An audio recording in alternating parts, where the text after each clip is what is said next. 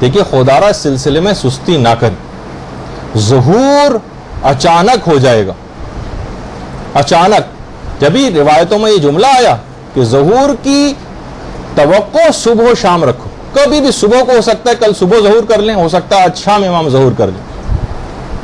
اور شیخ مفید کو جو توقع امام نے لکھی تھی اس میں امام نے خود لکھا تھا, اور یہی امام رضا اور پیغمبر اسلام سے جو مروی حدیث ہے, اللہم صلی علی محمد و علی محمد,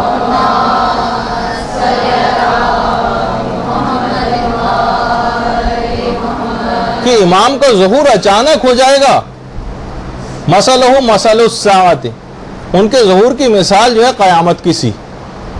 قیامت کے متعلق بھی کہا جاتا ہے نا کہ لا یاتیکم الا بغتۃ, اچانک رونما ہو جائے گی. دو الفاظ حدیث کے اندر آئے ہیں, فجات اور بغتتاً, ایک ہی معنوں پر دلالت کرتے ہیں. یعنی ظاہری اعتبار سے جو علامات اور قرائن ہوں گے اس سے ظہور کا امکان نہیں ہوگا. نہ ظاہری اعتبار سے لوگ آمادہ اور منتظر آپ کو نظر آئیں گے, اور اچانک ظہور ہو جائے گا, اچانک بالکل. بعض علماء آپ نے جیسے اس سے پہلے سنا ہوگا, اور ہم بھی اپنی بہت سی نشستوں میں اس کو بیان کر چکے ہیں کچھ علماء کے حوالے سے, کہ ظہور کو بعض علماء تدریجن مانتے ہیں, کہ ظہور تدریجن ہوگا. ظہور کبریٰ اور ظہور صغریٰ کی اصطلاحات آپ نے اس سے پہلے سنی. جیسے وہ فرماتے ہیں جس طرح سورج اچانک طلوع نہیں کرتا, اس طرح بٹن دبائیں ایک دم سے روشنی ہو جائے, بلکہ پہلے ہلکی ہلکی روشنی ہوتی ہے اور اس کے بعد طلوع کرتا.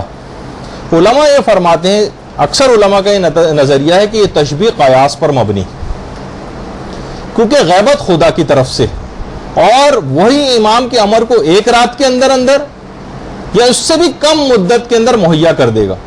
اور بہت ہی کم لوگ ہوں گے ایسے کہ جو اس وقت جو ہے وہ اس ظہور کے لیے تیار ہوں گے, بہت ہی کم, چند ایک حقیقی مومنین ہوں گے.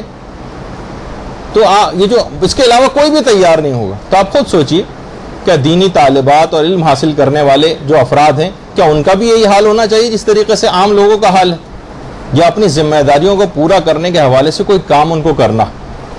جبھی چھٹے امام کی جو کافی کی حدیث ہے اصل میں, یہ جو آپ کے سامنے اس وقت, کہ ظہور کی جو توقع ہے صبح و شام رکھو,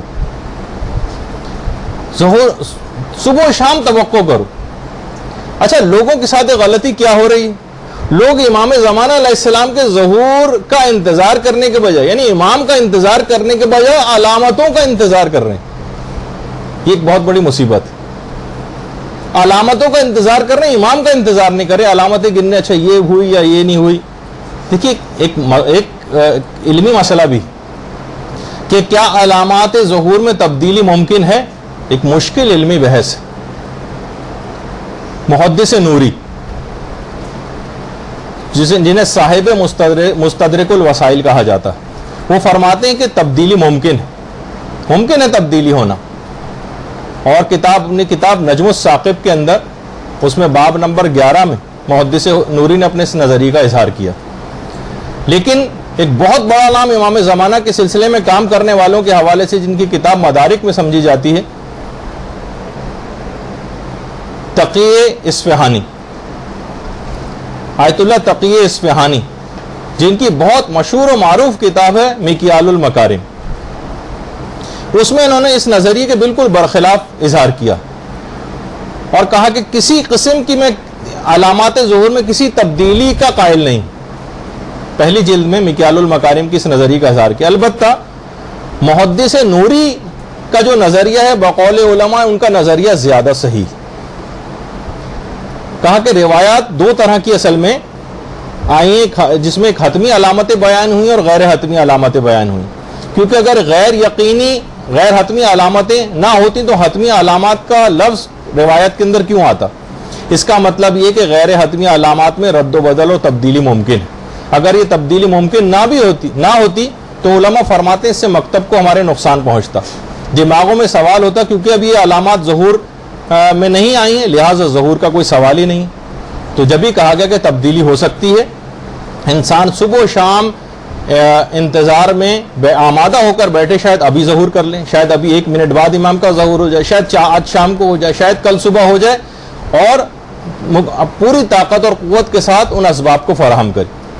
دیکھیے, صرف عمل ضروری نہیں ہوتا بعض اوقات, یہ افراط و تفرید کا ہم شکار ہو جاتے ہیں. بہت سے عمل کے اتنے قائل ہیں کہ وہ دعا سے غافل ہو گئے, کچھ دعا کے پیچھے ایسے لگ گئے ہیں کہ عمل سے غافل ہو گئے. دونوں کے اندر ایک آپس میں تعاون ہے, ان میں کوئی تضاد اور دوری نہیں.